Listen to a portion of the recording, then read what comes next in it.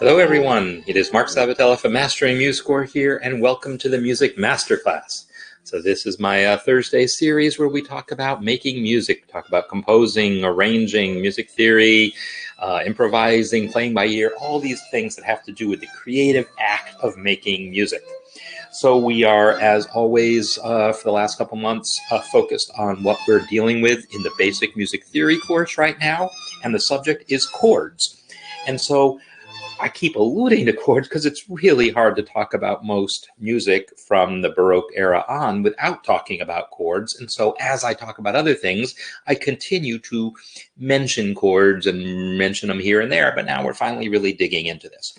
So what I want to do today is first, we're just going to take a look at some music that I've picked just some random examples to show you some things that relate to the exercise that I asked you all to be working on. So actually, the first thing I want to do is just remind you of what this exercise is, or if you haven't seen it, now you see it.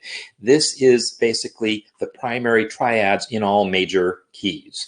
So I have in the key of C, I have what is essentially, 1, 4, 1, 5, 1. A very typical combination of chords, whether they're used in exactly that order or not. It kind of captures something very typical about how a lot of music is put together. So if I just play this here, then you hear how those all kind of fit together. And then I have the same thing in all the other keys. And what I was asking people to do is just sort of work on this, not just as a reading exercise, but as a thinking exercise, right? So be thinking about if I'm playing in the key of C, what is the 1 chord? What is the 4 chord? And which inversion do I need to play it in? How am I going to do the voice leading here? I want you thinking these things, but these are the answers, right? But if all you do is play it from the written music, then you're not going to learn what you need to learn, which is how to kind of do this yourself when the time comes.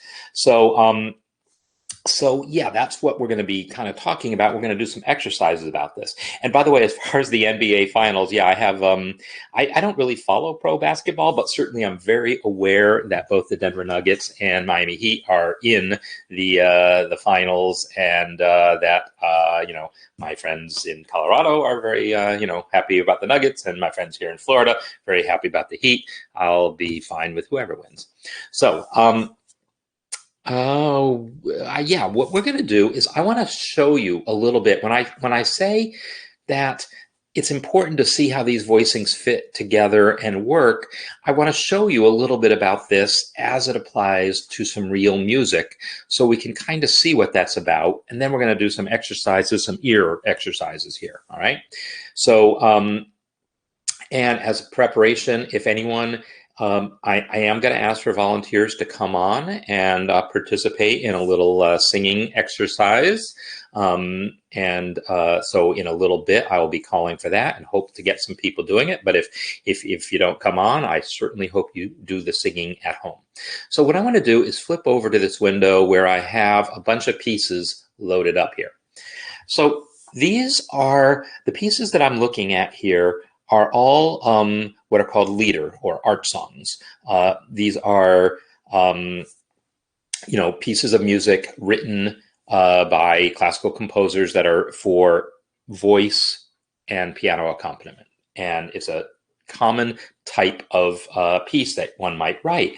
And I'm choosing this as an example because the pieces that I'm going to look at are different ways of kind of constructing your accompaniment. But I want you to look at this first one here that I have, and the order here doesn't really matter. I'm going to kind of flip around. This is Beethoven, and I'm going to go ahead and let MuseScore.com play it for a second, and then I'm going to talk.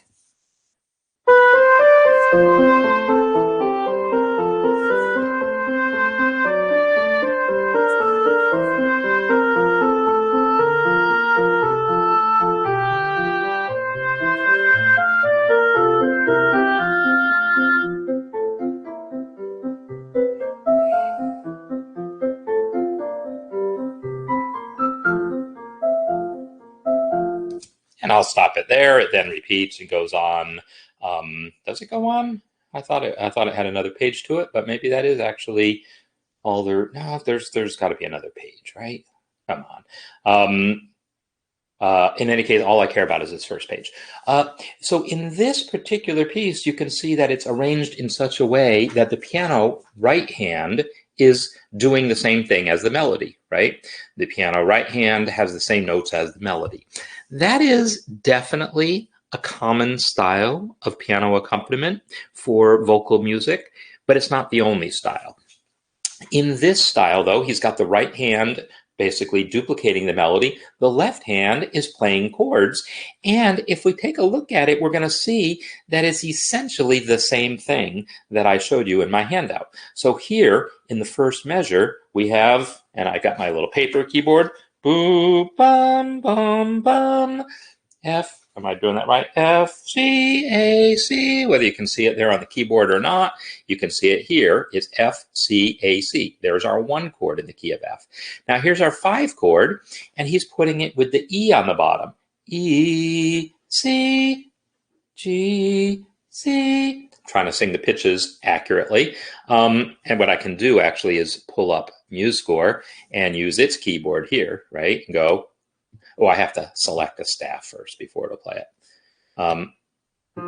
F, C, A, C. And so in the key of F, you'll see that that is basically these voicings here, except, you know, I constructed mine to sort of center around middle C, whereas Beethoven has selected his to not go much above middle C. It goes a little bit above middle C to this D, but he's keeping it a little lower.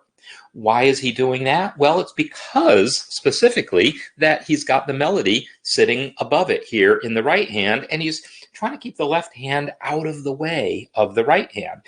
But he is absolutely using that technique. I mean, if you look at those 4 notes, F, A, and C, and think about them, you know, he's playing them as an arpeggio here, right? One at a time, F, C, A, C. He's playing them one at a time, but you can think of it as 3 notes of a chord, F, A, C. And the top note, C, connects very nicely to C in the next chord, which is E, G, C. The C connects to the C. He's keeping the common tone. The F, C, A goes down to G, right? The middle note of this first chord voicing moves down to the, from A to G, moves by step. The bottom note, F, moves down to E. So he is using that same idea of using an inversion to make sure that he's keeping the common tone in the same voice, which is exactly what I have going here. When here's the 5 chord here, the F chord keeps the C in that middle voice. That idea of, and here I'm doing it as triads, and I'm doing it, you know, sticking above the staff a little more. Beethoven has it as these broken chords, arpeggios, and they're hanging out a little lower, but it's the exact same principle. And then he does the same thing in G minor here. In like this next measure here is in the key of G minor, basically. We have a G minor chord, G. I gotta get my pitches right because I'm not gonna trust myself to guess them.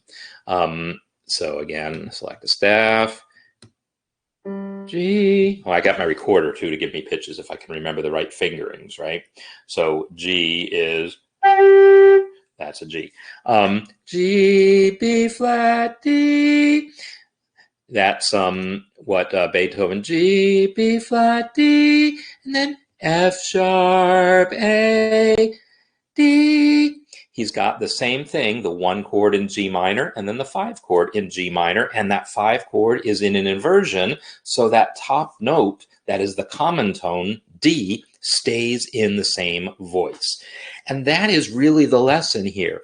We are, regardless of where you play it on the piano, if you're playing it all below middle C or all above middle C or split between them, or maybe you're scattering the notes out more, as I'm going to show you in another example, we want to think about, even though we're writing for piano, we want to think about it as if we're writing for voices, and think about this as being 3 distinct voices. That top voice is going C. I got to keep checking my pitch.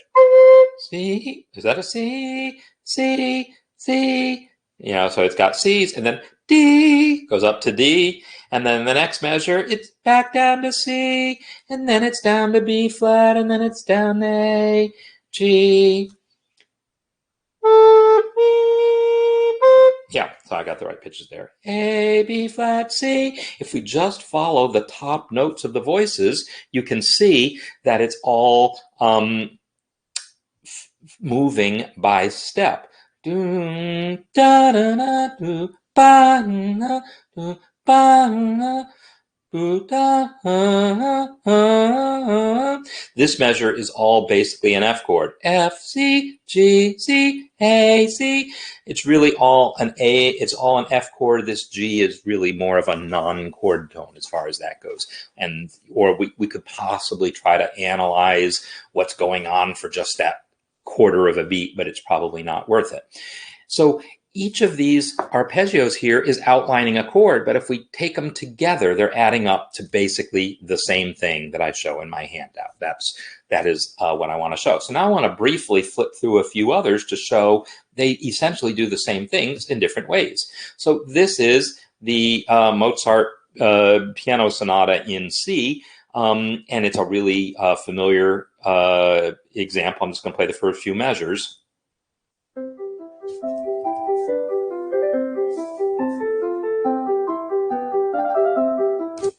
So just there, you can see the same sort of thing going on.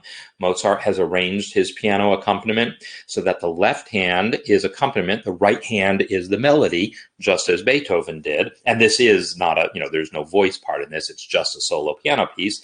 But yeah, we have the melody in the right hand and accompaniment in the left. And here he has chosen to put the accompaniment all above middle C because he's going for a lighter sound.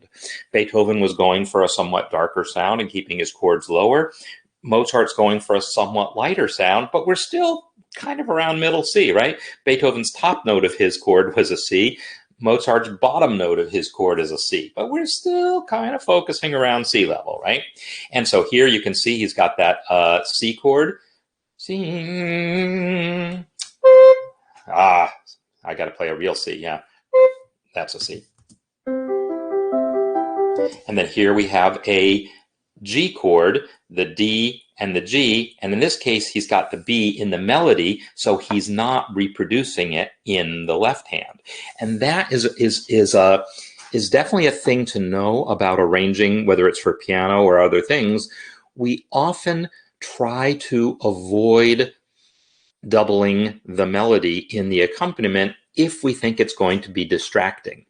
And there's definitely an art to that. I mean, there's nothing wrong, like in the very first note, it's doubled, right? We have a C in the melody and a C in the accompaniment. And then later in the measure, we have a G in the melody and a G in the accompaniment.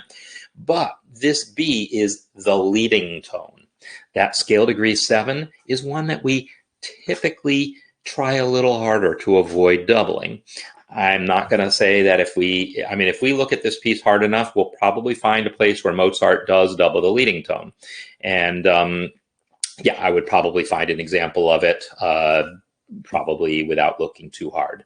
In measure 11 here, I see a B in the right hand. There's the B at the beginning. And then in the left hand. So the B is heard simultaneously in both hands, but briefly, right? Very briefly. So that's one of the things you think about when you're doing this is how much of how much of each note are you hearing? Is this enough of that note compared to how much we're hearing of these other notes? These are all kind of judgments that you make through experience.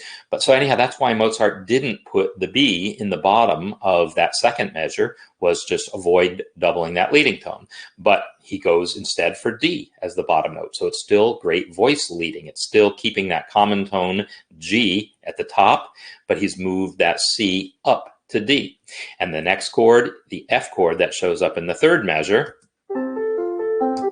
in that F chord, again, he's keeping that common tone C in the bottom. So that gives him the good voice leading that he's looking for. In the fourth measure, There, he does go for the B in the left hand at the beginning because there is not a B in the right hand. So he's keeping that same basic idea of playing these triad shapes. Technically, there's a seventh in that one where he avoided the leading tone, and he was able to do that because he already had the B in the melody, and he was like, oh, I'm going to put another note in here. I guess it's going to be the seventh, and we'll talk about seventh chords next week. So, but in that fourth measure, he goes ahead and puts that leading tone right there at the beginning of the measure in the left hand, because that you want to hear that note. It's a really important note. And when I did that, looked at that Beethoven one, notice he also put that leading tone right there. That F sharp is the leading tone in the key of G minor. Right, that F sharp at the beginning of the measure, the leading tone. This is the thing that when people were writing their melodies last time in minor keys, and I was commenting that, gee, people aren't using leading tones as much as I really wanted to. I really want to emphasize that, even if it's not in the melody, it's going to be very prominent in the accompaniment. So, we can also look at this Fanny Hensel or Mendelssohn piece. And this also, if I look at this one, here the notes are spread out more.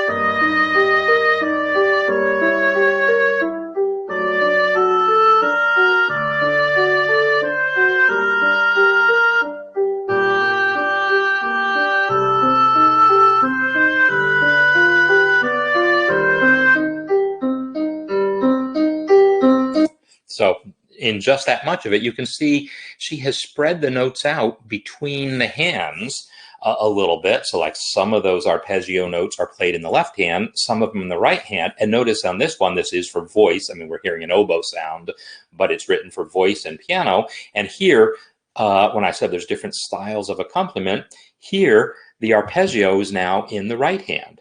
Remember, Beethoven had the melody doubled. He had the same voice melody doubled in the right hand of the piano. The Mozart example didn't have a voice part, right? It was just the melody in the right hand. This piece is using, the Fanny Hensel one is using a common approach in which the piano does not double the melody at all. It just plays chords and some other sort of accompaniment. But when we follow these chords, we see that they're moving between the hands, but they're mostly in the right hand, right? There's a couple left hand notes, part of that arpeggio, but the left hand is mostly just playing the bass notes here. And the arpeggio is mostly happening in the right hand. And that is a super common approach. And that is the approach that I showed in my examples as I was playing through my brother Matthew's songs and, finding the 1, 4, and 5 chord on the piano. That's how I was doing it, right? I had my left hand on the bass notes and my right hand playing those triad voicings. I wasn't doing it by arpeggiating like this, but we can do the same sort of thing here and just sort of follow the top note of this arpeggio is B flat, and then B flat again, and then B flat again, and then A, and then A, and then up to B flat, right? It's B flat,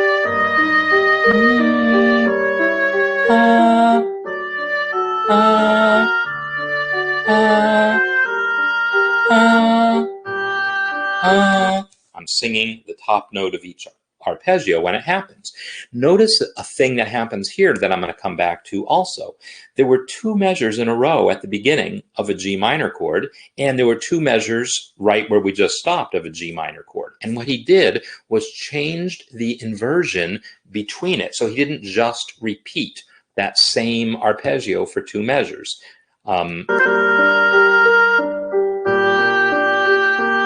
Right? She started with G in the bass, B flat as the bottom and top note of the arpeggio. And then in the second measure, she changed to B flat in the bass and G as the top and bottom note of the arpeggio. Let's hear that again.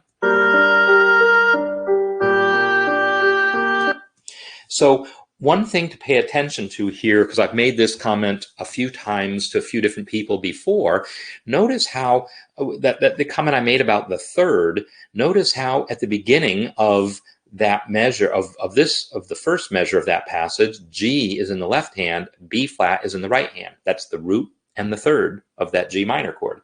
In the next measure, it's the B flat in the root, in the bass, and the G as the first note in the right hand. Again, the root and the third. The root and the third are the notes you want to kind of take care of the most. The fifth, if you get around to it, great. But if one of the notes is going to be expendable, it's the fifth. When we deal with like arranging in a 4-part context, SATB, we'll usually see, oh, you're going to have the root, third, and fifth, and some note doubled. But every once in a while, for voice leading reasons, it's going to make sense to triple the root and have a third in there, or have 2 roots and 2 thirds and no fifth. And that's okay. Same when we have 7th chords, it's going to be perfectly okay to leave out the fifth sometimes. So yeah, here you can see that she's spread out the notes a little bit more, but is still keeping this idea of the smooth voice leading. And then when there's an opportunity to say, hey, I've got 2 measures of the same chord, maybe don't use the same voicing. Maybe use that as an opportunity to change where you are. I sometimes refer to these as tracks, which track you're on. Think about like parallel train tracks. And so one set of tracks is this one here that had B flat on the bottom and top. This track here has G on the bottom and top. But now that she's on that track, notice she's going to follow that lead. I'm going to sing the bottom note of the voicing now.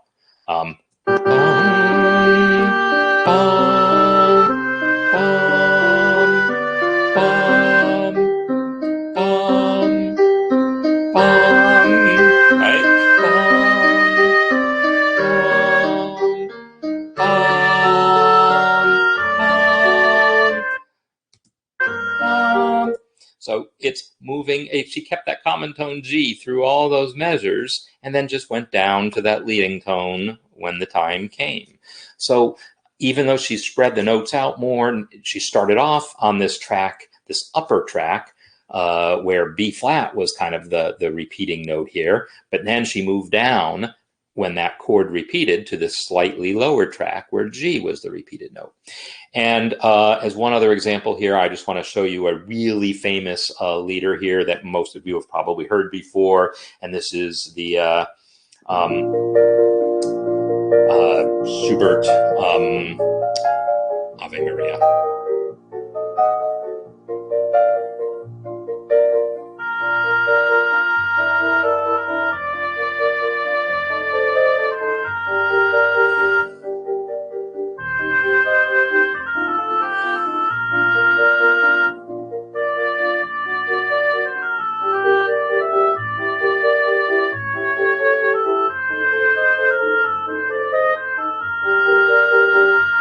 So again, you've probably all heard this one, but it's the same type of approach here, arpeggiation in the right hand, bass notes in the left hand. In this case, the bass notes are doubled in octaves. And this arpeggiation is also covering a full octave. If we look at that first measure of the melody, if we follow what's going on here, the D that starts that thing, D, if I follow the bottom note of, right, there's 2 notes at a time. Instead of just a single note arpeggio, it's 2 notes at a time. And yet it still adds up to, there's a D, an F, a B flat, and a D. So it's a B flat major triad with that D doubled on top and bottom.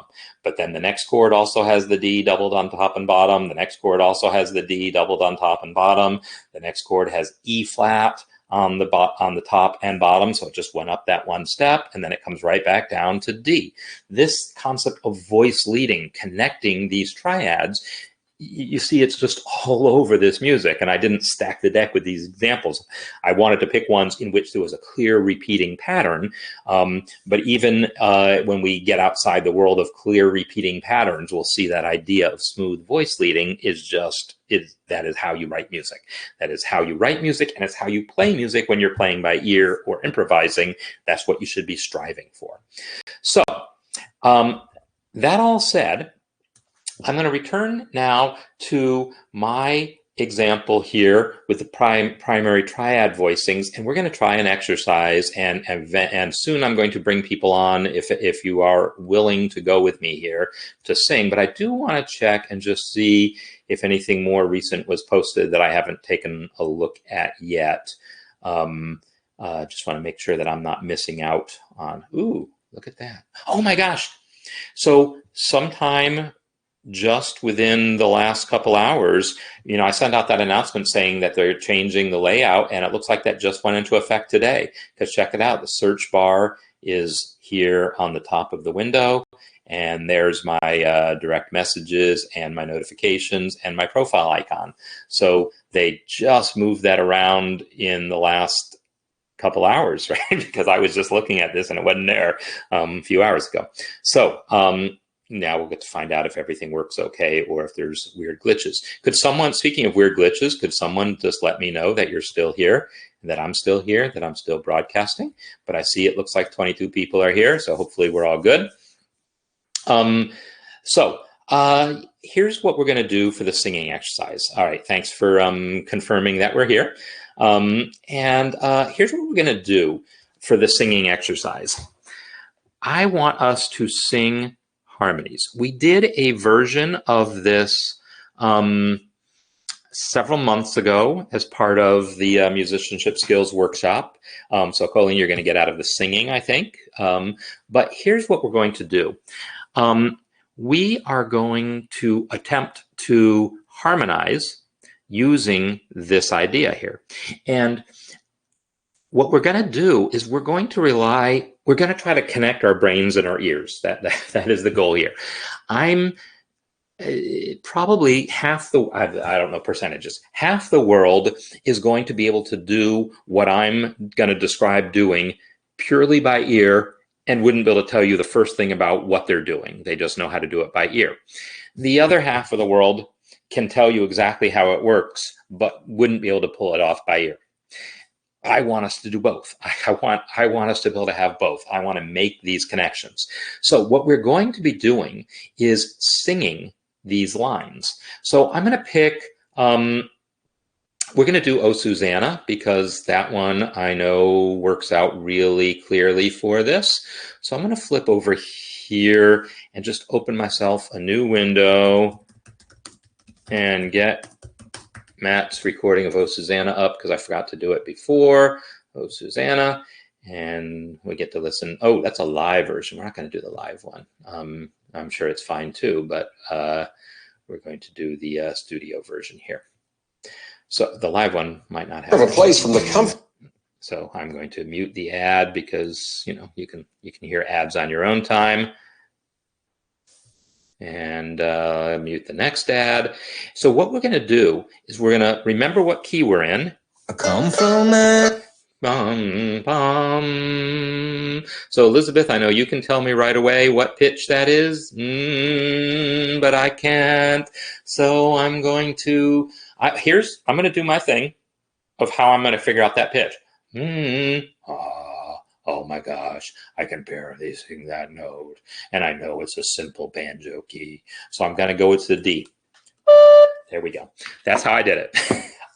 I was able to get that answer with some effort by placing it in my voice and knowing a little bit about music, knowing it wasn't E flat, because it just as easily could have been E flat, but I certainly know he wasn't playing that song in E flat. Or it could have been D flat, but no, it wasn't. All right, so we are going to use the D major version of these guys here. So we're going to sing through these lines here. So there's the way I have it here. We've got the F sharp on top. I can't sing that high, so I'm just going to sing the lines individually, starting with the A. I'll try to sing it in that octave, but then I'm gonna fix it. So A, right? So let's just hear this first. Right, so that's what we're dealing with there. Bum. So if we sing just that bottom note, A, B, A, A, A. So I want everyone to sing that line with me, okay? We're just going to sing it in quarter notes. 2, 3, 4. A, B, A. If it makes you happier to use solfege, let's do it that way. It's sol. Sol, la, sol, sol, sol. The middle voice is the D, right? That's the tonic.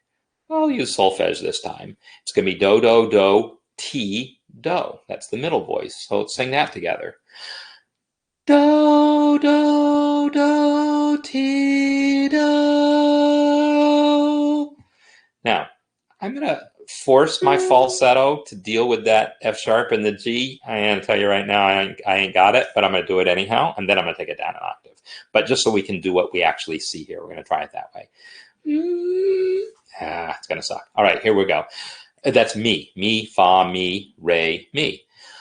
Mi, fa, mi, re, mi. Yeah, I did actually better than I expected, which ain't saying much. All right, but mi, re, mi, fa. Let's do it in that octave. Mi, fa, mi, re, mi. So those are the lines, and I hope you sang them with me. Now we're going to try a little experiment. We are going to sing. I'm going to give you chords, and we're going to sing the note. So you're going to sing whatever pitch you want. Pick one of those three pitches. Well, let's all do that. Let's all do let's do the bottom line. And I'm going to call out either 1, 4, or 5. And then you have to sing the appropriate note. Okay? So you got to listen to what I say and then sing the appropriate note. So when we're on the 1 chord, we're going to sing sol. You can sing whatever syllable you want. When we're on the 1 chord, we're going to sing sol. And if I call out 5 chord, we're also going to sing sol. And when we get to the 4 chord, we're going to go up to la. All right? So I'm going to say a number, and then we're all going to sing the note. Okay? So we'll start with 1. Ready? 1. Sol. Now let's do 5. Think about what note? Sol.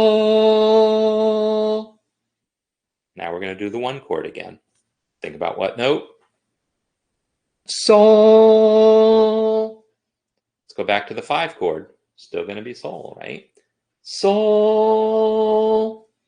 Now the 1 chord. Still sol. Sol. Now we're going to do the 4 chord. We're going to go up to la. La. And now we're going to come back to 1 and sing sol. Let's go back to 4. La. And now let's sing 5. Sol again. Sol. And now the 1 chord. Still sol. Sol. So those are the only notes we need. Sol and la. And we only need la for the 4 chord. Okay? So we are going to, what time we got here? All right. We're going to do one version of this where we all try it on our own. And then I'm going to see if I can get some volunteers to come on board and sing with me. Because that would be fun to get. But we're going to do it with Matthew. And I'm going to tell you it's 1 and 5 at the beginning.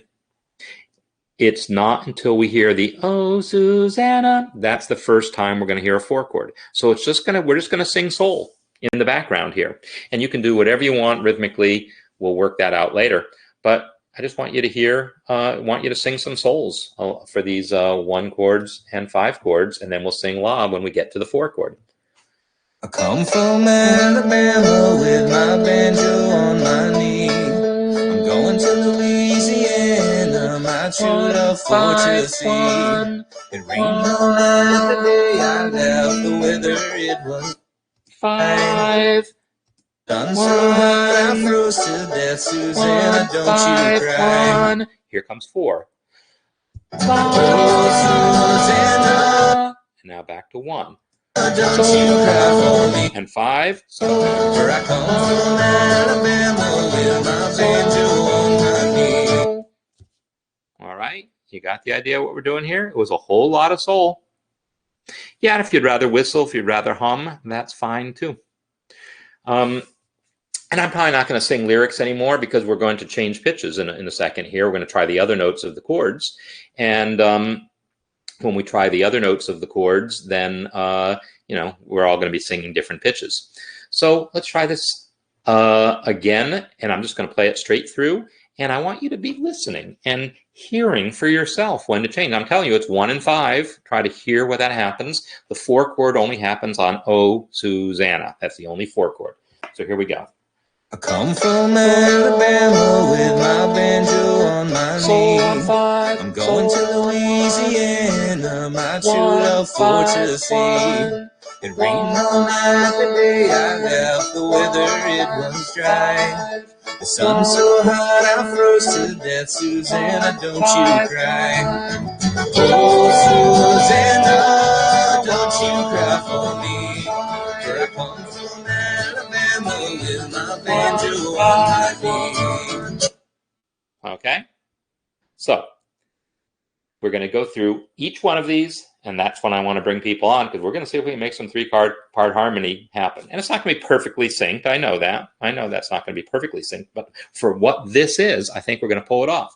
So now we're going to do the same thing, but we're going to sing that middle line. It's going to be D. I'm going to sing it an octave lower because it's going to, otherwise I'm going to strain my voice. D. So on the 1 chord and the 4 chord, it's going to be the D. On the 5 chord, it's going to be the C sharp. Okay. Or Do and T, if you want to think that way.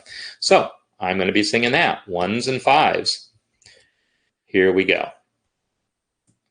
I come from Alabama with my banjo on my knee. I'm going to Louisiana, my true love for to see.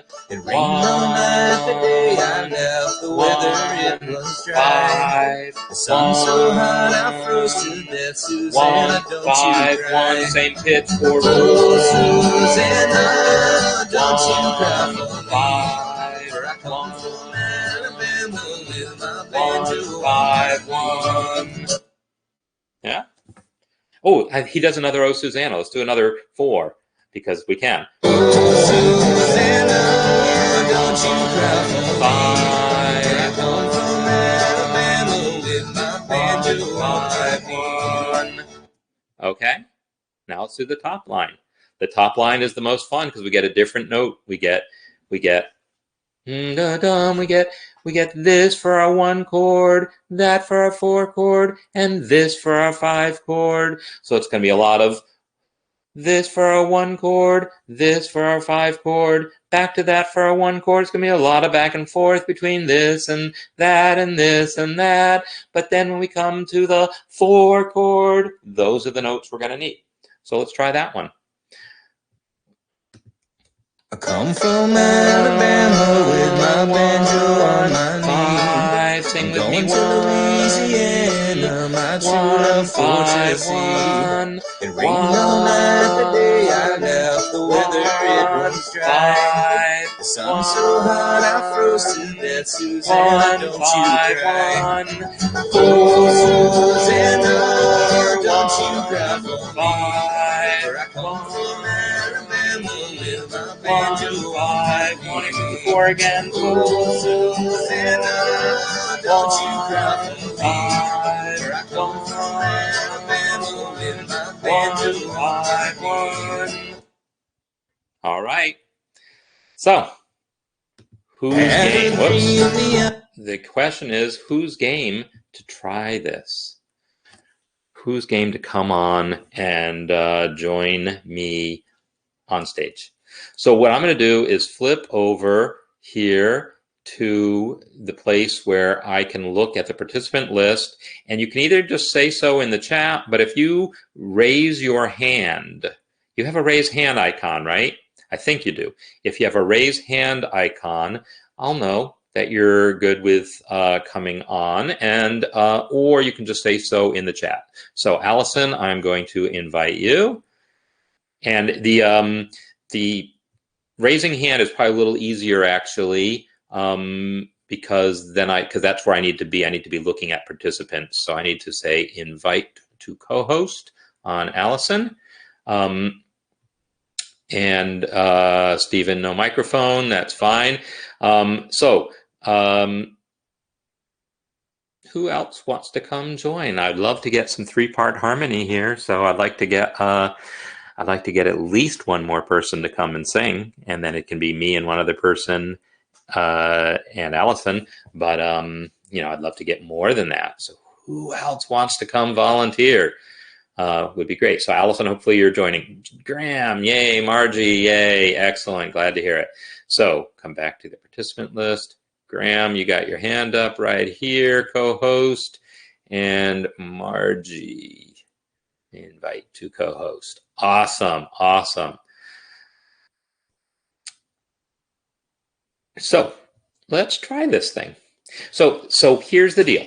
So I see you all are muted, which is fine. For now, we're going to unmute in a moment. I got to tell you some kind of ground rules about this. When you do this, let's see. This can be an experiment because, the whole delay thing, I don't know the best way to do it, and we're going to find out. So Joanne, if you want to, I'm going to invite you, and then you can just choose to accept or not, because I'm not sure how to interpret your comment there, but you are invited. So, and I thought I invited Allison, but if I missed, let me try again. There we go.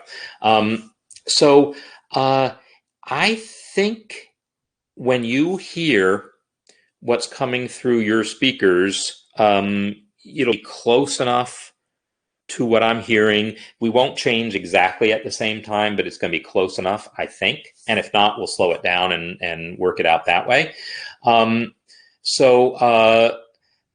But if you can put on headphones, because otherwise we're going to get all sorts of feedback and stuff. And if you hear yourself singing through your headphones, it's annoying, and that's just the way life is. So Graham, is your hand up now just because it was up from before, or did you, because it looks like maybe you put it down and put it back up. Did you have a question? All right, so I want, looks like Margie just, she's going to get headphones. Yeah, there we go. So yeah, the headphones will keep it from getting too overwhelmingly confusing. So we're going to try the three-part harmony is the goal here. And we're going to try it maybe different ways because we can, right? So let's see. Let's first check things. Margie, you are currently not muted. So could you, oh, wait a minute. I got to, people have probably been trying to talk and I haven't had my headphones on because I need that to hear you. Allison, you here? I'm here. Excellent. Margie, can you unmute and say something? Yep, I'm here. Beautiful. Graham? I thought I heard something, but it is not your voice saying anything. You're still muted, Graham. Maybe you're looking for headphones. Meanwhile, I'm going to try again to invite Joanne. So what we're going to do is I'm just going to assign parts, and then we're going to swap, and we're going to try it again, and then we'll swap and try it again. That's what we're going to try here. So at least we have Allison and Margie, and if Graham is able to unmute, and maybe he's looking for headphones, great. Oh, I should check the chat again and see if there's more stuff here. No. So Joanne, hopefully, yeah, you should see something pop up on your screen when I invited you that says that I've invited you to co-host or something. I think you just click the, could someone say what you need to do to accept the invitation? Joanne saw it, but doesn't know what to do. I just clicked on accept. So there's a box popped up. I clicked accept. Click accept. So in case you've lost it again, I'm going to invite you again, Joanne, and see if that fixes it. But I'm going to try to invite you again and see if that makes your thing pop up, and then you should be able to just click accept. So the things that I'm describing, like I said, I think at least some people in the world would be doing this by ear without really thinking about what they're doing, and other people would be like, oh no, I know how to write this thing out, but I wouldn't be able to do it by ear. How do you all fit in with that? By ear. Margie, you're an ear person? I'm organized for this a lot of times. Gotcha. Allison, I'm going to guess maybe you're probably comfortable both ways? Yeah. I think so. Cool. And yeah, and I'm sorry that Graham, you're not able. So Graham, okay, so here's the thing. I'm going to guess for you, Graham. I'm going to guess that the first time you tried to come on, because I know I've had you on doing things before, and at some point, the very first time you ever try to do this, it's going to pop up a thing saying, Mastering MuseScore wants to access your microphone. And if you don't say allow, it's never going to allow you forever. And there is a way to reset that in your browser, but I don't know what it is. But there's some browser setting to clear permissions or something. And so most likely you are not going to be able to get that going. But if you can figure that out in your browser, where to reset permissions, that would be something to do. And then it'll ask again. And this time you have to say allow.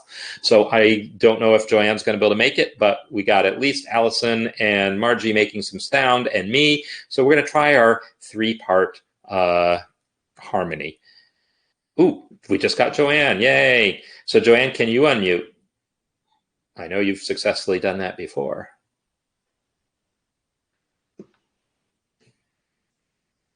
All right, we're going to try this, and then if Graham or Margie, if Joanne or Graham are able. Oh, Joanne, you're here? I think. Yes. Yes. Yes. Can you hear me? Can you hear me? I do. Oh, okay. Okay, then I'm here. Awesome. But, all right. Okay, so we are going to try to go off what we have talked about, intellectually, but we're going to use our ear because I'm not going to be able to point to chords fast enough and think about what we're doing. We're going to use our ears, but I want someone, so we're going to just do it this way. I'm just going to go top to bottom in how I see things on the screen here. Joanne, you're going to sing that top line of the F sharp, G, and so you're going to start on the F sharp. When we have the 1 chord, you're going to have the F sharp, and then you're going to go down to E when we have the 5 chord. And you're going to mostly go back and forth between the F sharp and the E. And when we get to that 4 chord is when you're finally going to hit the G. Allison, you've got the middle line here. You've got the D, D, and you're going to go to the C sharp for the 5 chord. So that's your big thing, is going to be the D and the C sharp and the D and the C sharp. And then you're going to hang on that D when we get to the 4 chord. Margie, you're going to have the 5. You're going to have the A. Most of the whole song is going to stay on 5. You're going to stay on scale degree 5 all through the 1 chord and through the 5 chord. The only time you're going to go up is when we get to Oh, Susanna. Okay? Okay, sure. So we're going to try it. And, we're just going to see what happens. Obviously, this is, we're on delay here and it's going to be awkward and it's okay. We're just going to have fun. All right? We're going to have fun with this. You all ready? So I'll give you your pitches again. F sharp is the starting note for Joanne. D is the starting note for Allison. A is the starting note for Margie. And I'm going to sing roots because, by gosh, I'm a bass. Okay? Here we go. We're going to go to the song. And here we go. It's going to start right off. I come from Alabama with my banjo on my knee. I'm going to Louisiana, my true love fortune see. It rained on that day I left, the weather it was dry. The sun so hot I froze to death, Susanna, don't you cry.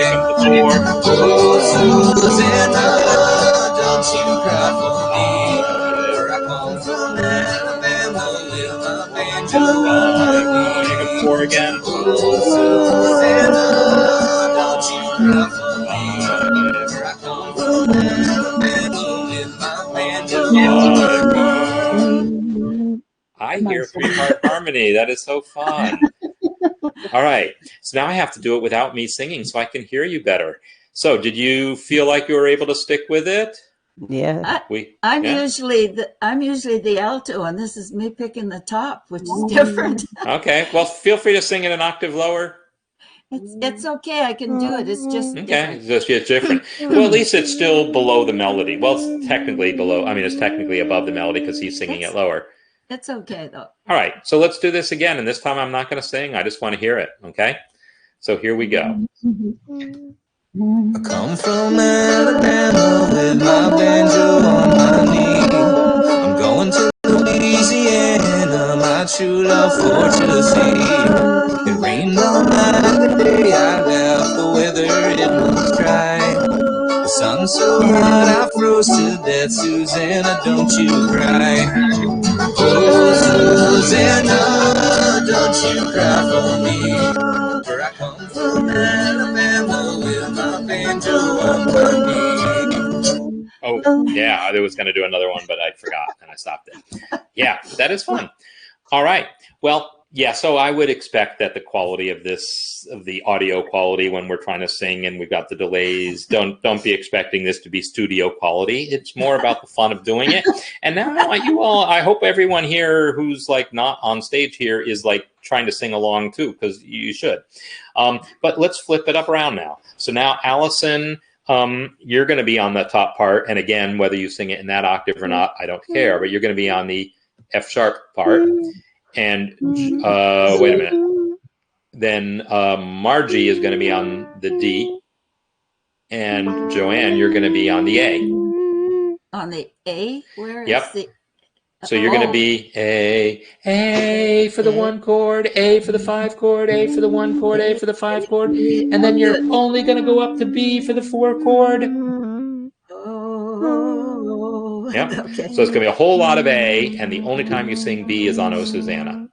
Okay. And again, Allison is on F sharp to E and back up to F sharp and back and forth between F sharp and E. And then you're going to go up for the 4 chord.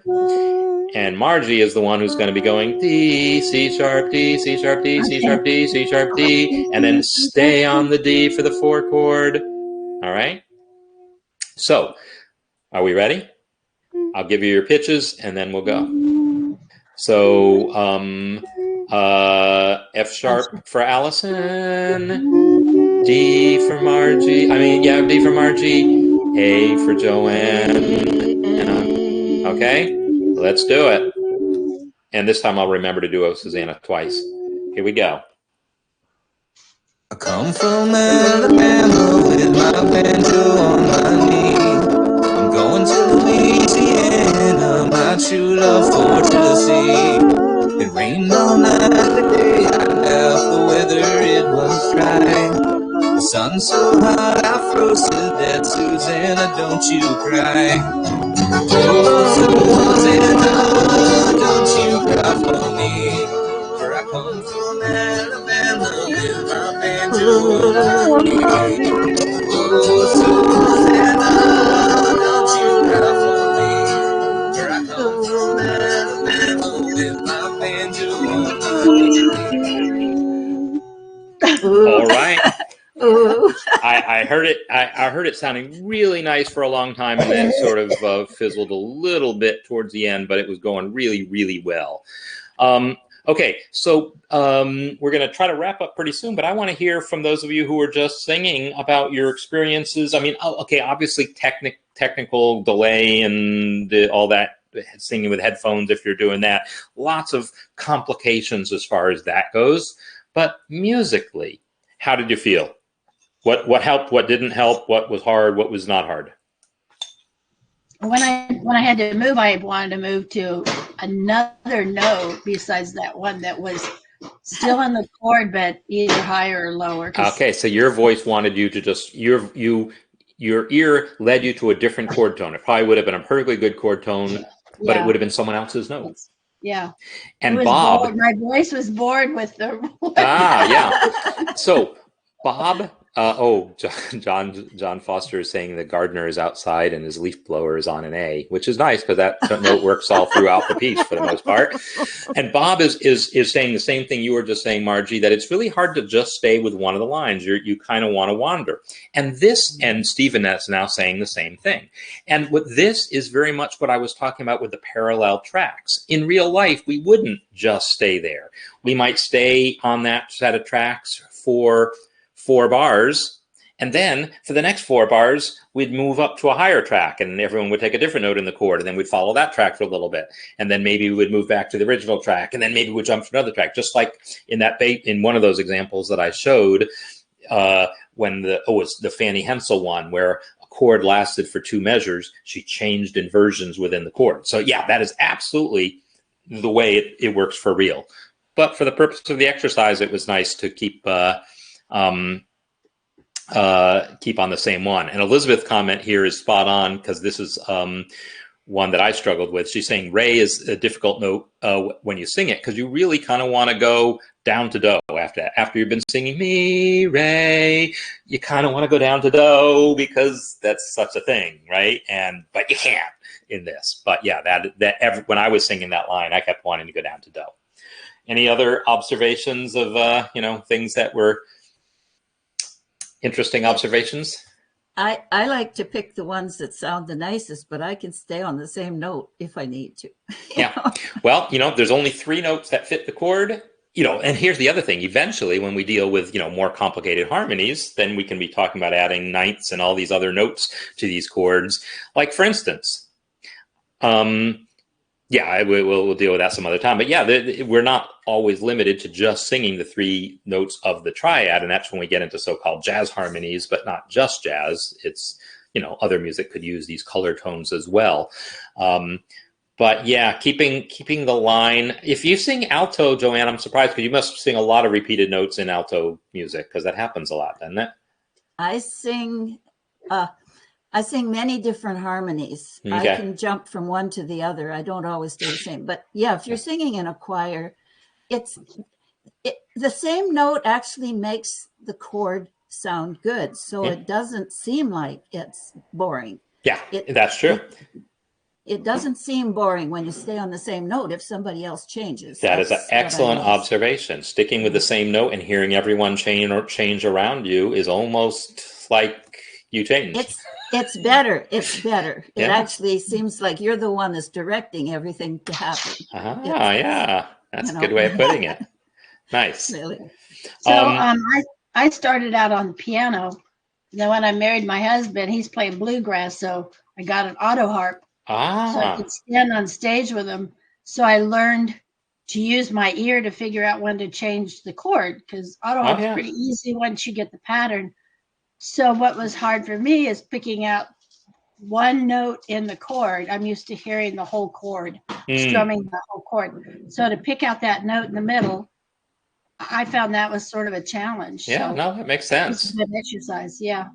I have a question about auto harp, since you brought it up.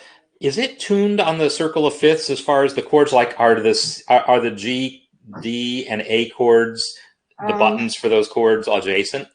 Auto harps are tuned. They're different tunings for auto harps, so it just depends. And I know that mine, I'm not sure. I have to look at it and see. I'll look at it. I'll pull it out and take a look at it. I would sort of wonder about that, because I think accordions are that way, or at least some are, where the D chord, the A chord, there's a button for a D chord, a button for a G chord, and a button for the A chord, and they are adjacent so that you can play 1, 4, and 5 with just 3 adjacent buttons. I have some books on it, but shows you different tunings, and I can go in and look and see if any of those, how they decide on different tunings, because a good auto harp a player, he has what was his name? We went to see him. Anyway, he has like 5 auto harps he pulls out. Is your auto harp handy by any chance? No, it's back in the back. All right. Dave, do a Google search. No, auto harp is not electronic at all. So I think when you see it, you will, I know that. There's similar instruments by other names. So you might know it by a different name, or at least know related, but it's a zithery sort of thing with push buttons on it. And they can put a pickup in it. I mean, I think they offered to, they did that for sometimes when they stood on stage, or put it in front of a microphone.